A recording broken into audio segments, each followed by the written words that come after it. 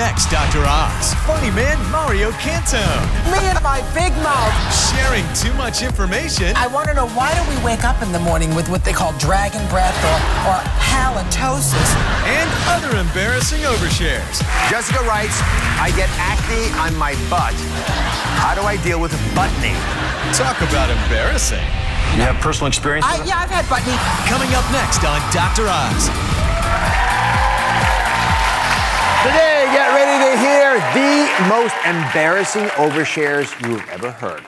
What's an overshare? Well, it's defined as an inappropriate amount of detail about oneself. And to help us get started, someone who will say anything, and some actually says may have a big mouth. I think he might. Mario Cantone.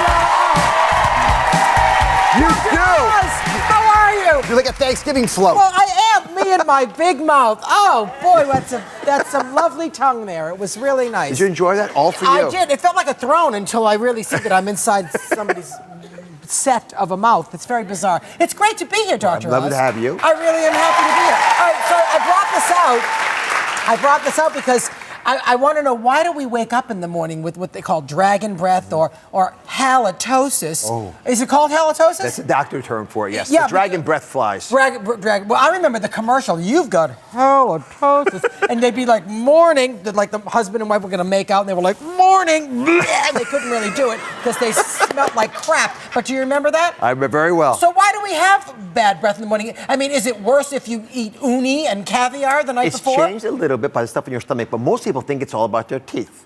So let me have a little tip. Can I have a toothbrush back there? Toothbrush, please. Yeah.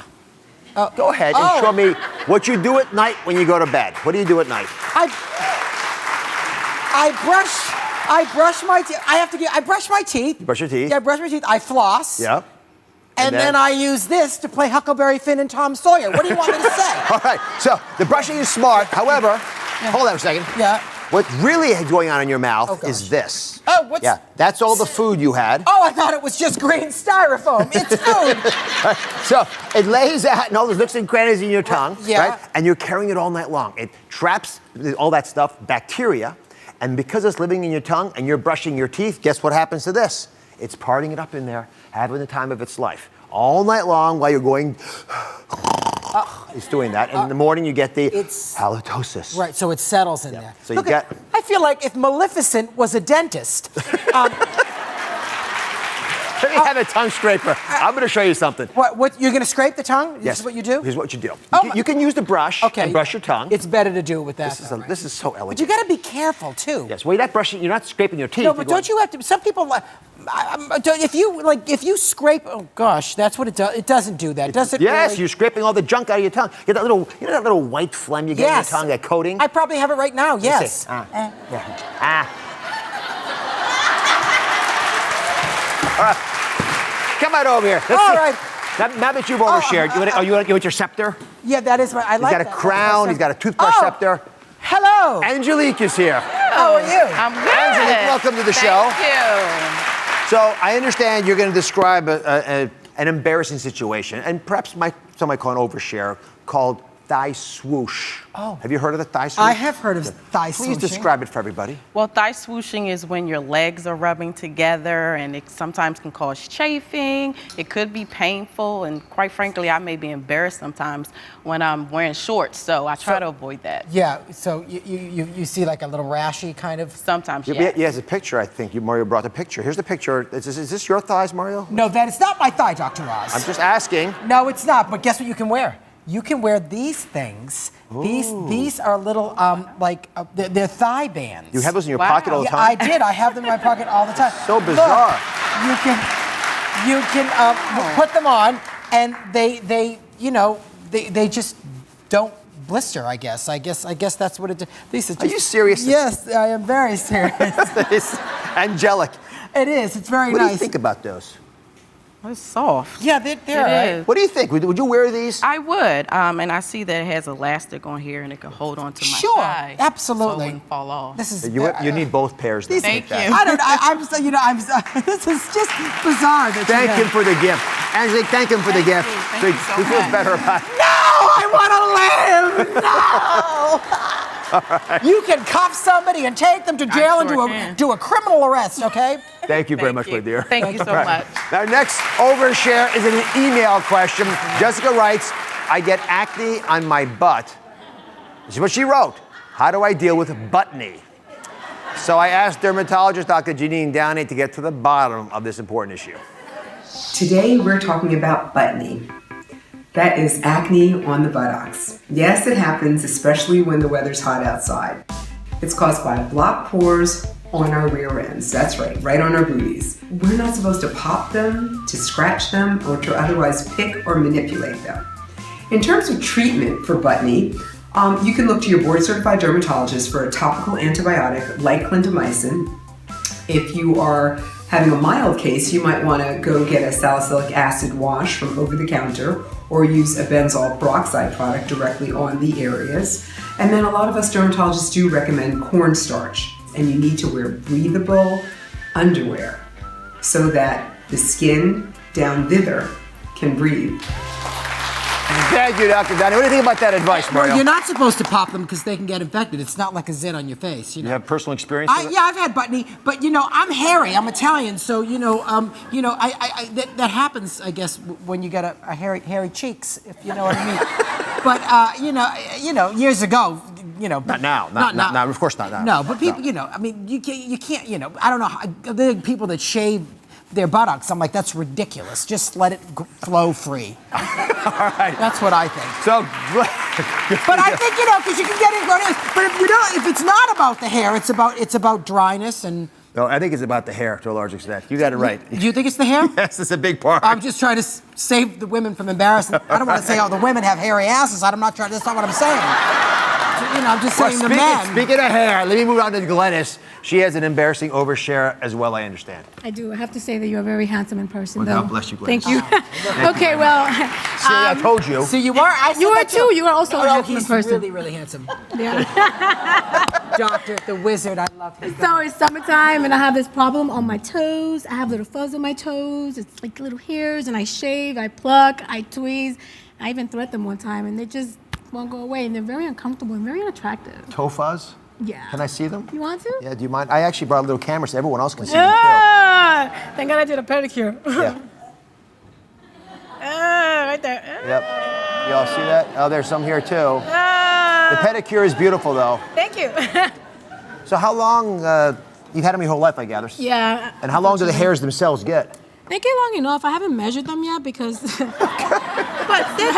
Did I you- always cut them before they get really long. Did you cut them today? Did you? No, I couldn't. So but this doesn't look that. It doesn't look hairy. It's not that bad. My but- foot looks like Do you King find this Kong. attractive? Okay, I mean seriously, Do you find this I've got attractive? hair on my Do feet. you like this? See, I actually personally like toe fuzz. You like toe Yeah, fuzz? I'm about to tell you why. It actually shows you have good circulation. If you don't, it's one of the first things we look for. No toe fuzz. Is someone worried about? Now, what do you think about toe fuzz? I've got hairy toes, which means my blood must be pumping a mile a minute. Gorging down there. I love to know that. I didn't know that it meant you had good circulation. Listen, you'd be very proud of your toe fuzz. That Yeah. still doesn't that still doesn't make me want to have them. Yeah, I really think we get so hard on ourselves about things that are very natural and very normal, and that people who love us don't care about. Be proud of that toe fuzz. Yes. And you can't see it. You can't see it. All right, Mario. I love having you here. I love being You got a big event coming up. Please do. explain to everybody. I do. I do my one-man show. I had one on Broadway in 2005, and this is Superb. my new one that I'm kind of touring around with. And I'm playing the Parker Playhouse at the Broward Center for the Performing Arts in Fort Lauderdale, June 13th. So please, if you're down there, come out and see it. I got my band with me. I sing. Free alcohol. Oh no, not really. No, they can drink if they want. That's where all my guests are oversharing. Remember, it's important to share even the most embarrassing things with your doctors. Don't be afraid to overshare, no matter what words you use. But if you are too shy, check out more embarrassing health questions on DrOz.com. Be right back. Hairy toes! Thank you, Mario. Next. next. Addicted to certain snacks? Taste so intense and delicious you just can't eat one or two. Those natural flavors could actually be artificial. We're exposing synthetic flavorings in your favorite foods designed to get you to eat more. Next. All new Oz. Legendary newsman Tom Brokaw. What's it like to sit there in the doctor's office and hear the word cancer? I really wanted to know journalistically how much time. His courageous 16-month battle fighting the disease. They had to medevac me out of Montana. And his inspiring secrets of survival. You cannot understand cancer until it hits you or your family. All new Dr. Oz. That's coming up tomorrow.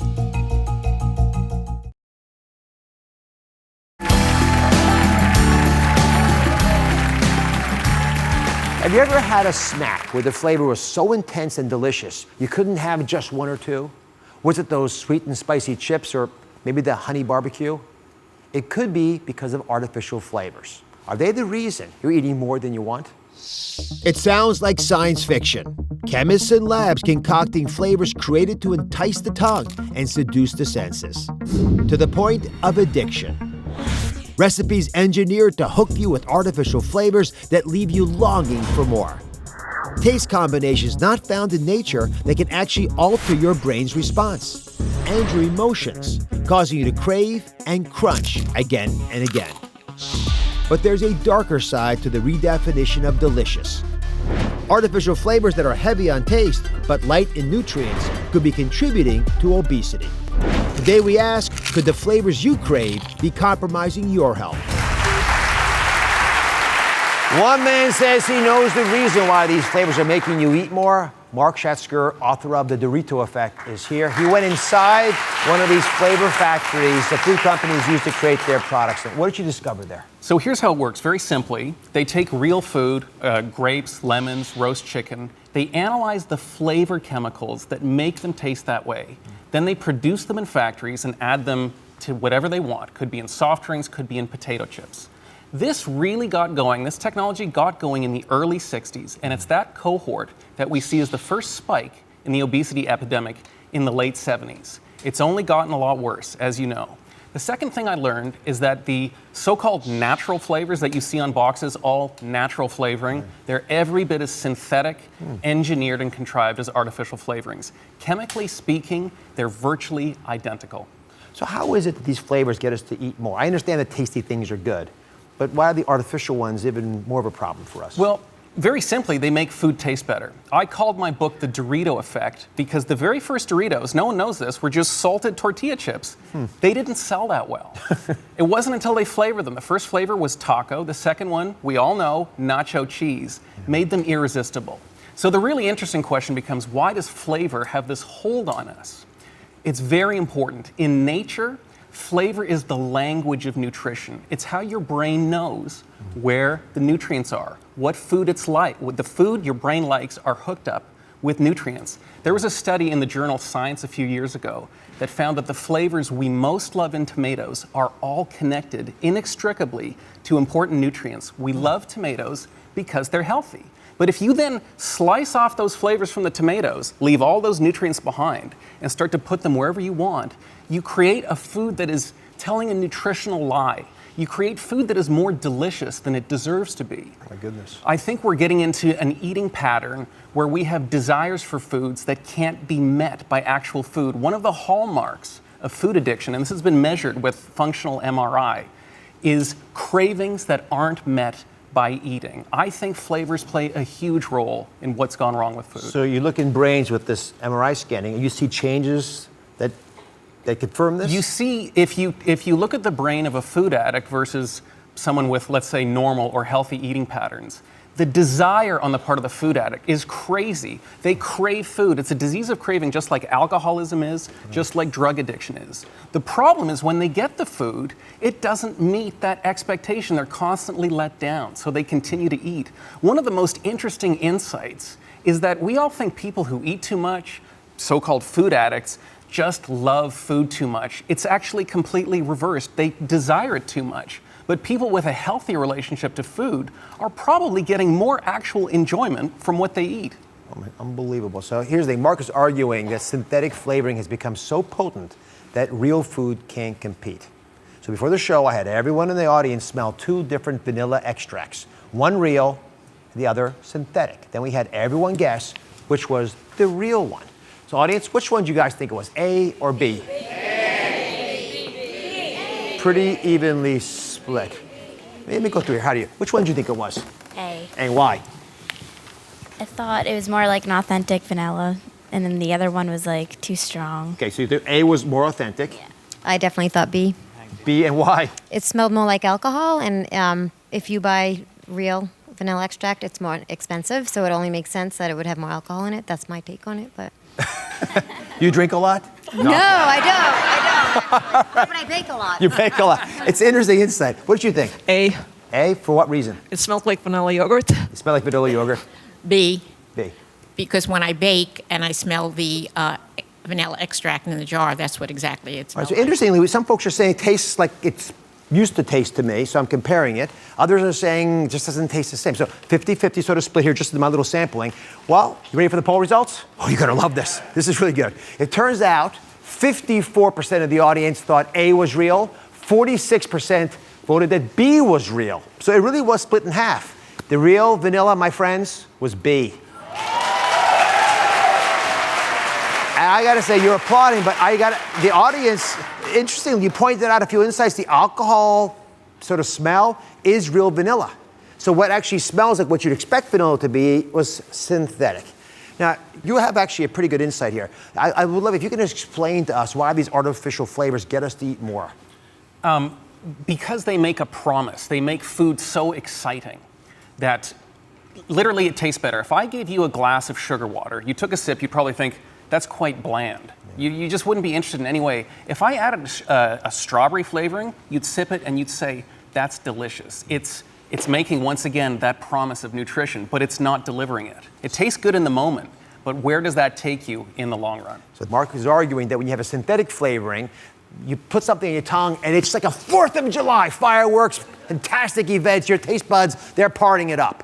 But when you eat real food, it can't compete because natural foods don't have that. So you put, in this case, chicken in there, your tongue's stimulated, but it's not nearly as powerful as what the synthetic taste can deliver, the synthetic flavors. Come on over. So how do you tell if something is flavored naturally or if it's flavored synthetically? Or I shouldn't say naturally because you've taught me that's not really a good real phrase. Flavor. I call it real flavor. So how do you tell the difference between real flavor and the synthetic artificial flavors? Well, it gets tough. There's a lot of raw chicken now that actually has flavoring added. What you need to do is look at the ingredient panel. If you see the word artificial flavor or flavoring or natural flavor or flavoring, my advice is think twice about eating that. It's the used car salesman of food. It's telling your brain something that isn't quite true. Now, when it comes to restaurants, things get really tricky because they don't always tell you what's in there. It's all over the place. But I would say if a restaurant has multiple locations and the food tastes the same at every single one, it's probably because they're using flavor technology. So they push back a little bit. These artificial flavors aren't dangerous, right? They've been pretty robustly used and tested.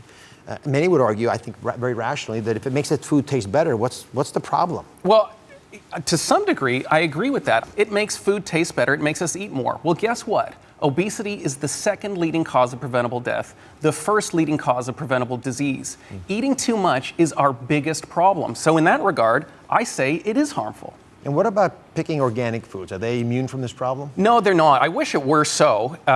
One of the problems is organic produce. The organic produce you go out and buy in the store, the chicken, the tomatoes, a lot of those are made from high-yielding, modern, intensively raised varieties. It's organic, but it's intensively raised. They taste like cardboard. An organic tomato is no guarantee that it'll taste great. The other problem is that there's lots of organic snacks that still feature these synthetic flavorings. So the box makes this promise to the parent, organic, this is healthy for your child, but it's still playing that same dirty trick. So we reached out to the Flavor and Extract Manufacturers Association that oversees the industry, and this is what they said in part. Many scientific studies have shown that the causes of obesity are complex and include food access as well as multiple genetic, biological, and social factors. What do you say? It's a big problem. Just because the causes are complex is no reason to shy away. If this is a cause, we deserve to know more about it and be aware of it and make informed decisions. So now you all know about it. Again, it's not toxic, but taste is just another temptation that makes it harder to do the right thing if you're trying to lose weight. Mark's new book, The Dorito Effect, is in stores now, and a portion of it's available on DrOz.com. We'll be right back. Thank you.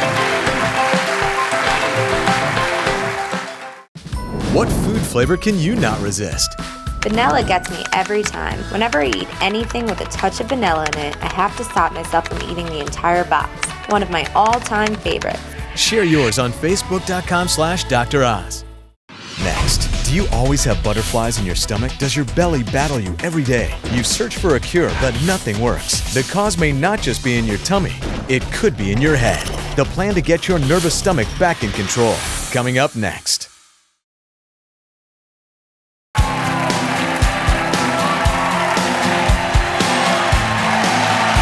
We've all experienced that feeling of butterflies in our stomach before speaking in front of a crowd or going on a first date. But for many of you, your nervous stomach is a daily battle. My next guest says hers is ruling her life. Take a look. Constantly feel like I have butterflies in my belly. I get a knot in my stomach. Sometimes the pain is so debilitating that I have to run to the bathroom. My nervous stomach usually has to do with a lot of stress and anxiety. I constantly worry about the kids. I worry about their safety at school. I worry about them running off on their own, their health. I worry about the finances. I worry about pretty much everything. The minute I feel anxious, it's like a chain reaction. My stomach starts to churn, and then it's all downhill from there. And now my kids are becoming like the sponge, especially my daughter. She says that when she's nervous, she gets a tickle in her stomach, sort of like the butterflies that I get. Sometimes I feel like my stomach issues hold me back in my life. I don't venture out as much as I'd like to with my kids because I start to feel anxious. And then the sinking feeling always comes back and I'm unable to move forward. I've really tried to calm myself down so I don't have these stomach issues. I've tried meditation. I attempt to focus on the positive, not the negative. I've taken a supplement that has a unique ingredient that's supposed to be relaxing. It doesn't work. The sinking feeling, the pit in my stomach, it always comes back. I'm at a loss. What else can I do? So Grace is joining us. How frustrating has it been for you? You've been searching for a solution, haven't been able to find one. As you can imagine, it's been very frustrating because I've had this issue really since my teens. I remember right before my PSATs, I actually had to blow out of my PSATs because I got sick during my PSATs. So I've been to a couple of doctors, still haven't found a solution. I'm taking the supplement, like I said, and you know, sometimes I can get it under control, but for the most part, it's debilitating. And I really am happy to be here today to figure out how to get rid of this issue once and for all. Once and for all. I'm happy you're here as well because you're not alone with these issues. So if I can't speak to everybody here, treating a nervous stomach is a challenge because drinking the pink stuff, for example, or taking the pills, which a lot of folks do to sort of soothe their stomach, it's temporary. That's not the real issue, right? The real problem we got to address and treat in order to help the stomach is the stuff around it, the stress, the feelings you have with that. Sometimes it's the nervousness about what might happen that causes the stress, then there's a big cycle you can't get ahead of. So I asked gastroenterologist Roshini Raj to be here today. She doesn't just look at the tummy, she looks at the mind-body connection. Please join us. And Dr. Raj, I'd love if you don't mind, help everybody get crystal clear on the connection between the mind and exactly what our body is sensing. Right, so basically our gut is really like our second brain. The same neurotransmitters, the chemicals that are released in our brain when we're anxious also act on our intestine. And sometimes that's a good thing. That's how, as women, we have our women's intuition or our gut instinct, and we should really listen to it. But it's a very visceral feeling. You can't minimize it, you can't rationalize it the way you can with your brain. And sometimes that gut-brain axis goes into overdrive, and you really feel that. Use the word heightened sensitivity. I think it's a perfect way to describe it. You're a little too sensitive to what's going on to the brain and how it affects your intestine. And why is it that so many women struggle with a nervous stomach? You know, as women, we're very intuitive, we're sensitive, and that's what makes us great mothers and caretakers for everyone around us. But again, that's a double-edged sword. If we are too sensitive and it really affects our stomach, we're walking around worried and anxious and we feel it in the pit of our stomach all the time, it's going to affect our life in a negative way. So Grace describes it as butterflies, what you're feeling, right? Yes. Come on up here, I'm gonna show you something. There are other emotions that probably affect you as well, specifically, and they affect the gut in very different ways. So we always think about it as stress, but it's not just one thing, and it doesn't always come out the same way. You see what I mean by that. So I'm gonna walk you through the different ways that our emotions can affect our gut. That makes sense to you. Yep. Dr. Raj, why don't you explain this to everybody? Absolutely. So there are 3 different ways that your gut can really be affected by your stress. Number 1, diarrhea.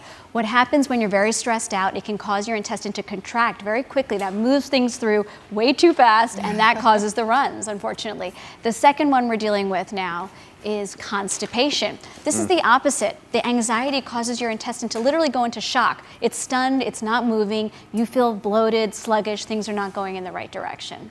And lastly, nausea. What happens here is that anxiety and stress causes your stomach to not empty as quickly as it should, and that's what causes the food and everything to stick around. That causes nausea. So we really want to deal with all of these very differently to help you feel better. That's great. I thought it was going crazy. A lot of women do. Now, I gave you 3 different ways that your stomach may tell you that it's not happy.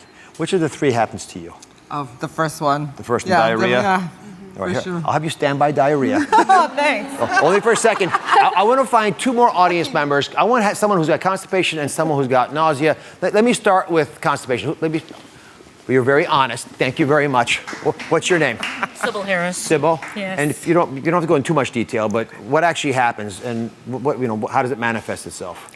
Well, Dr. Oz, I have 2 daughters. I have a 17-year-old and a 23-year-old, and I'm always worried about them. And that gets my stomach all worked up and gurgly, and then when you add work stress to it, it's just it really tightens up. So it makes things even more complicated when I try to go to the restroom. So Dr. Raj mentioned that moms in particular are prone to this, so that, and it makes sense. What else are you going to worry about? It's the most important thing in your life, but you're probably not happy with the constipation part. No. Is that a weekly event, bi-weekly?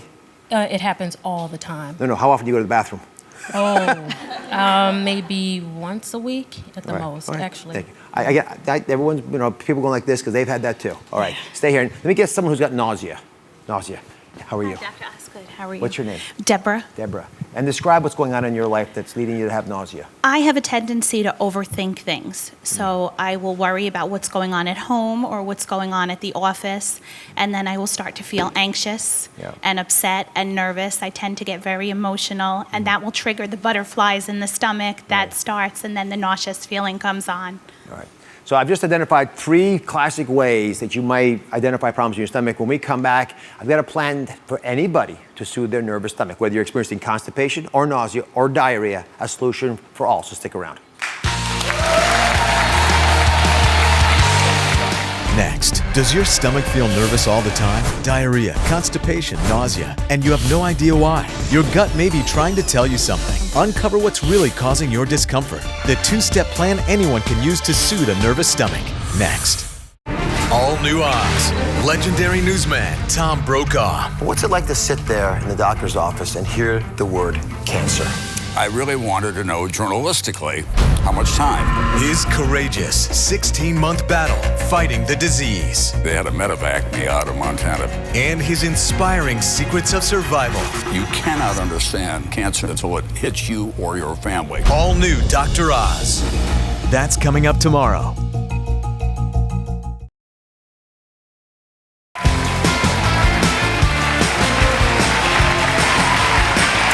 Have you ever had diarrhea or constipation, maybe nausea, or just an overall feeling of nervousness in your stomach, but you couldn't seem to find a reason for it? Well, so I want you to pay attention to this plan to soothe a nervous stomach. And I get it, folks. Stomach issues are a mystery a lot of times. Women tell me all the time, you go to your doctors, and you go from doctor to doctor, frankly, and plan to plan. Why is it that none of these diets, none of these ideas seem to work for a lot of women? I think the main reason is people are ignoring the underlying issue, which really is the stress, the anxiety that's causing all that churning and burning and discomfort there. So you really need to address that first, and then also the physical symptoms, which can be different from person to person. All right, so we're going to organize this very uniquely. We're going to start with the physical symptoms of a nervous stomach, and then talk about how to soothe them. So the first step is to find a stomach-soothing hero. That's right. Sounds appealing. We have some heroes, absolutely.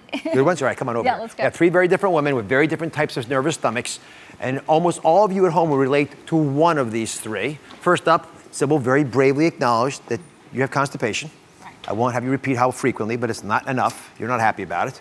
All right. So how has it affected your quality of life? Well, it's a challenge being able to get through a day with extreme pressure in my stomach and it's discomfort.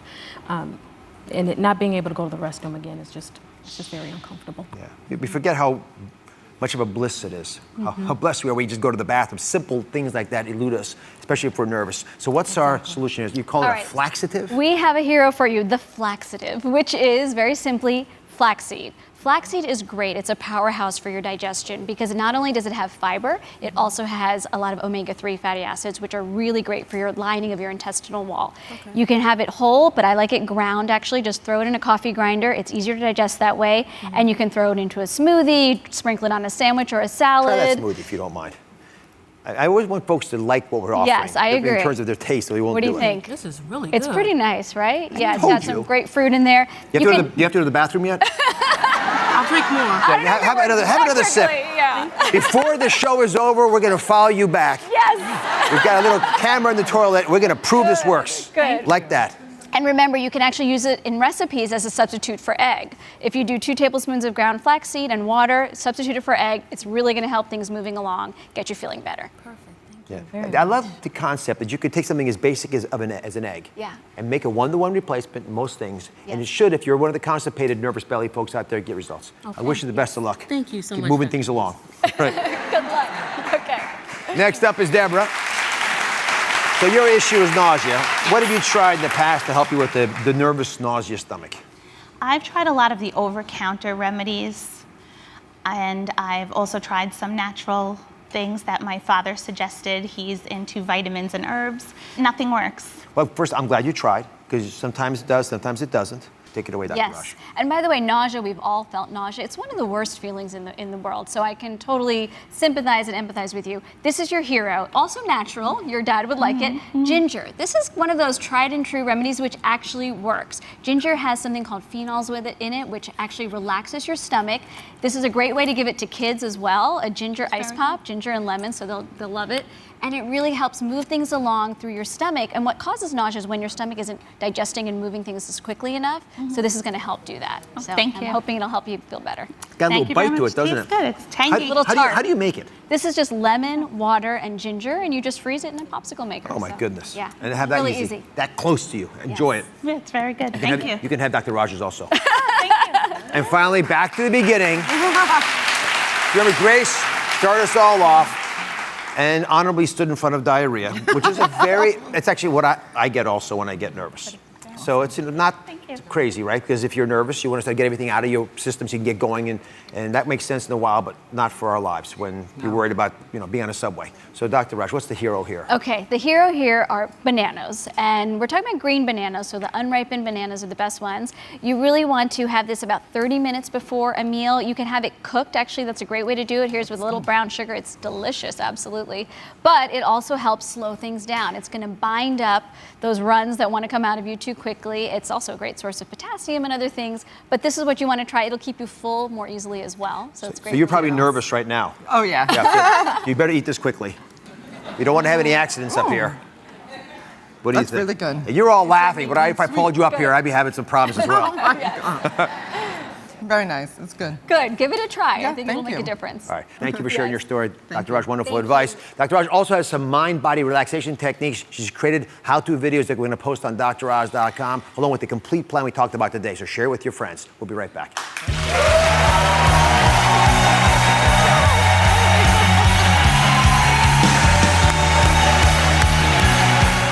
Coming up next, is your skin itchy, dry, blistering, and red? Annoying irritations that won't go away? We're going skin deep. The 3 biggest rashes women complain about most, what's triggering them, and how to clear them up. Coming up next. We are bringing Healthy back this season and want you to bring it too. Grab your prescription pad for fun and sign up for free tickets today. You can go to droz.com/tickets and sign up. Did I get it right?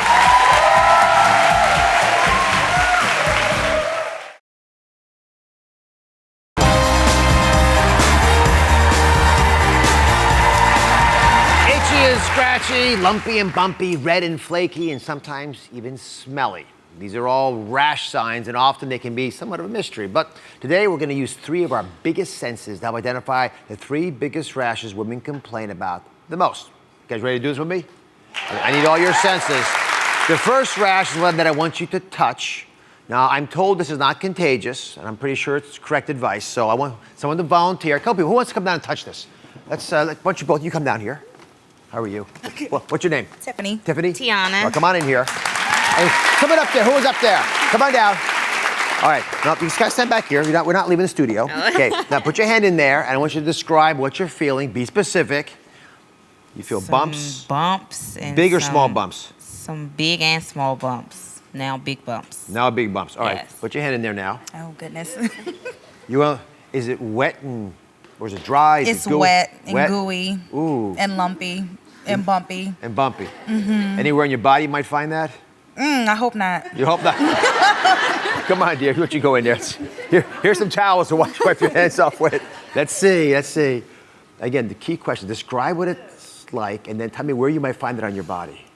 A bit slimy. Feels kind of hairy, spiky. Hairy and spiky.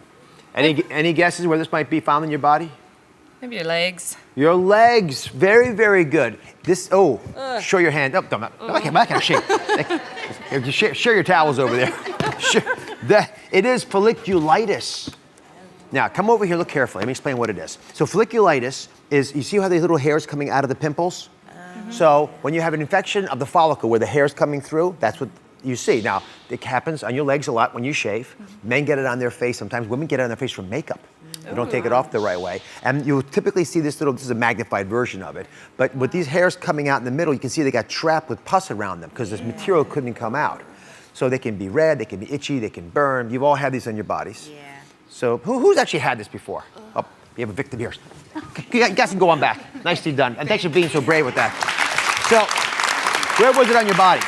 Oh, I've had it on my legs and my knees, sometimes in my bikini area. And what do you do about it?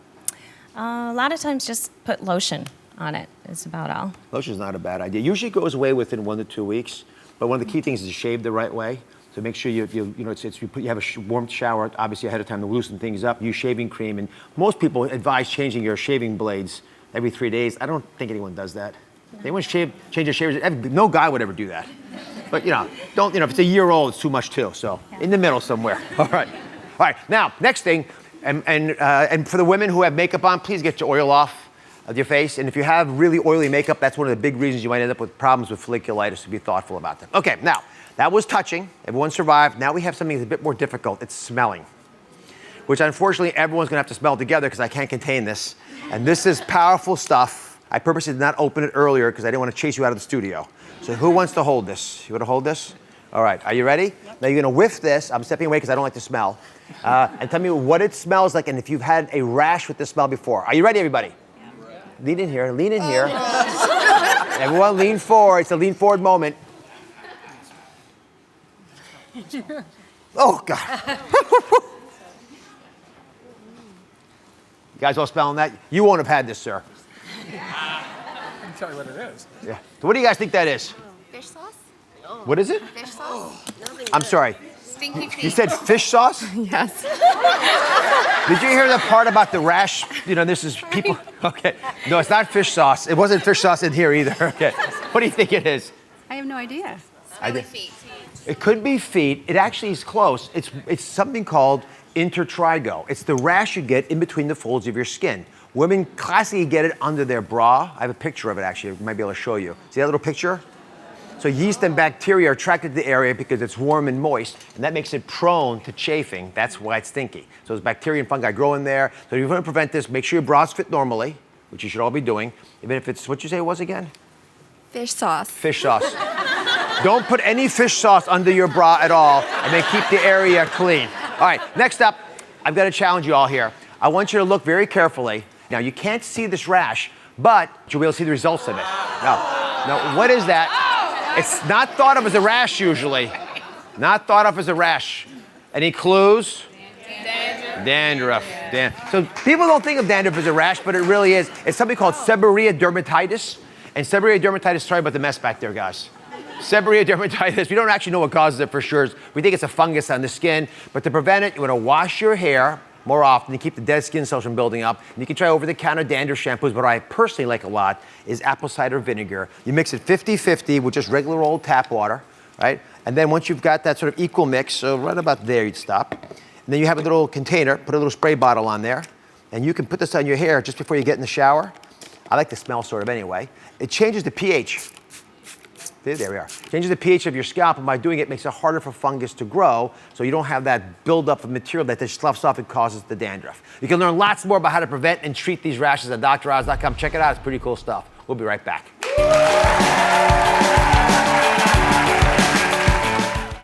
All new Oz. Legendary newsman Tom Brokaw. What's it like to sit there in the doctor's office and hear the word cancer? I really wanted to know journalistically how much time. His courageous 16-month battle fighting the disease. They had a medevac me out of Montana. And his inspiring secrets of survival. You cannot understand cancer until it hits you or your family. All new Dr. Oz.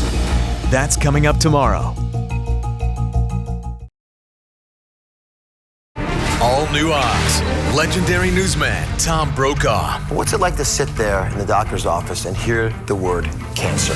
I really wanted to know journalistically how much time. His courageous 16-month battle fighting the disease. They had a medevac me out of Montana. And his inspiring secrets of survival. You cannot understand cancer until it hits you or your family. All new Dr. Oz. That's coming up tomorrow.